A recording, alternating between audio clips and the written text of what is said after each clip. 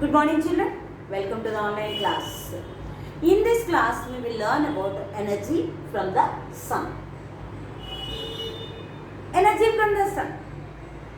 The energy which emitted by the sun, we call it as a solar radiation.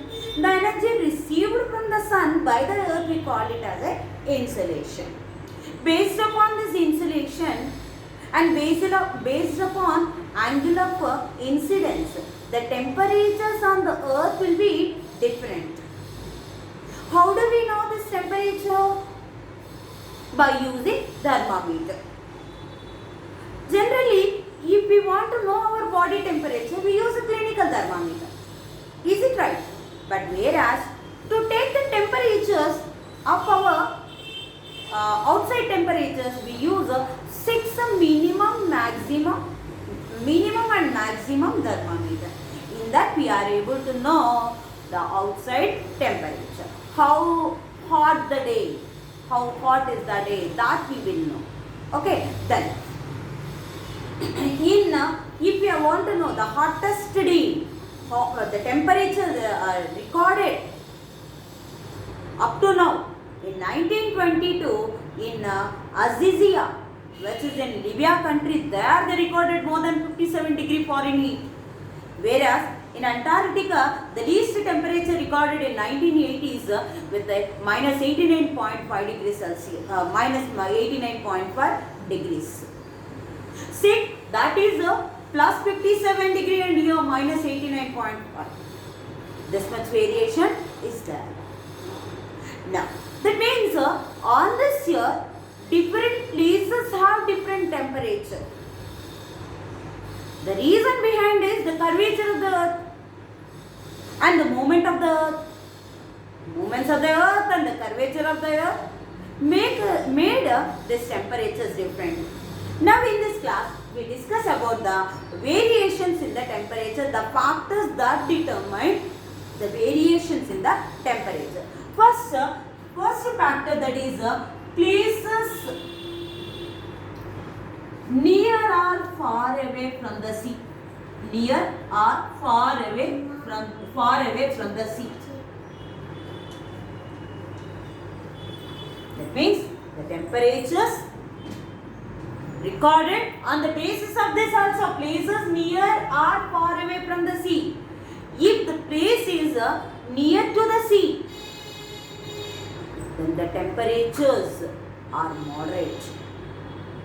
Whereas if the places are far away from the sea, they face extreme climates. We will take example. Panaji, which is the capital of Goa. Panaji and Hyderabad. Panaji is on the bank of the, that is on the coastal area. Whereas Hyderabad is far away from the coastal area. In Panaji, the temperatures, morning temperature and night temperatures, they won't see much variation. But whereas in Hyderabad, morning temperatures are if we observe morning and night time temperatures, some variation we will observe, and summer temperature, and if we compare the summer temperatures and the winter temperatures, some variation we will observe. Because the land is a good conductor of heat. The land heats very fast and cools very fast. Whereas water takes much time to heat, to get hot and to get cool also, it takes much time. So the coastal areas, the places which are on the coastal areas, they have this effect of land breeze and sea breeze. Land breeze and sea breeze. So that's why the places which are on the coastal areas have a moderate type of climate or a moderate type of temperatures. Now, we won't observe much variations in the temperatures in summer and temperatures in winter. Whereas the places which are far away from the sea, they won't have effect of this sea or water. So we learned that the land gets heated very fast and cools very fast. So the temperatures will fall down by night. That is only variation. Next, second part is height and elevation. Height and temperature.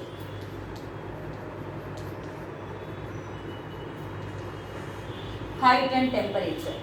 If we go to the mountainous areas, we feel that more temperatures will increase more. Temperatures will be very high, but not that. If we go in the higher altitude, the temperatures will be reduced. Then the temperatures will be decreased. For every 1000 meters, there is a reduction of 6 for every 1000 meters. 1000 meters, that means 1 kilometer. If you go up for 1000 meters or 1 kilometer altitude, the temperatures will be reduced by 6 degrees. That means if we are on the land with the temperature of 30 degrees Celsius, then if we go to the mountainous areas, which is about the height of 1000 meters, then there the temperatures will be reduced to 6 degrees. For every 1000, there will be reduction of 6 degrees Celsius. For every 160 per meter, 1 degree Celsius temperatures will be reduced. So that's why in mountainous areas and hilly regions are very cool than the places which are on the land. If we observe Delhi, New Delhi, which is a capital of our India. Delhi and Shimla. Delhi, both are far away from the sea. Delhi is at an elevation of 200 meters, and whereas Shimla is at the height of more than 2200 meters height. There, compared with the Delhi, the Shimla temperatures are very low, very less. In Delhi also much variation will be there when compared with the summer temperatures and winter temperatures.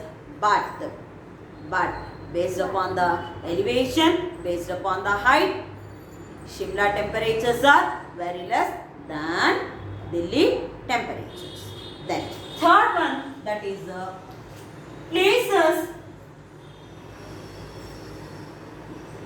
near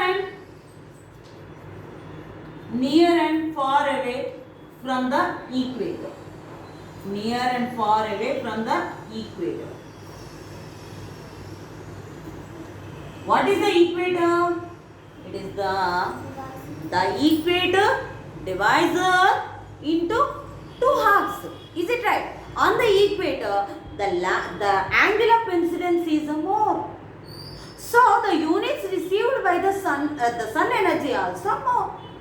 Here, what happens? The places which are very close to the equator, they have a very high temperatures. The places which are far away from the equator, that means if we go to the higher latitude, the temperatures will be reduced when compared with the temperatures of the places which are very close to the equator. If you take the Indonesia country, it is very close to the equator, no? So the temperatures are very high there.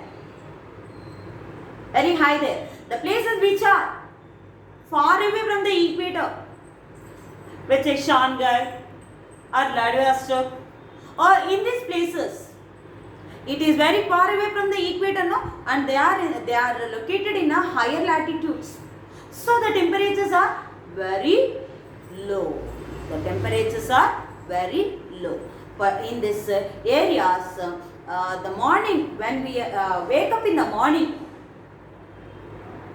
we can observe a few water drops on the floor because of the inversion process will happen. And these are the factors that determines temperatures on the earth. Thank you, children.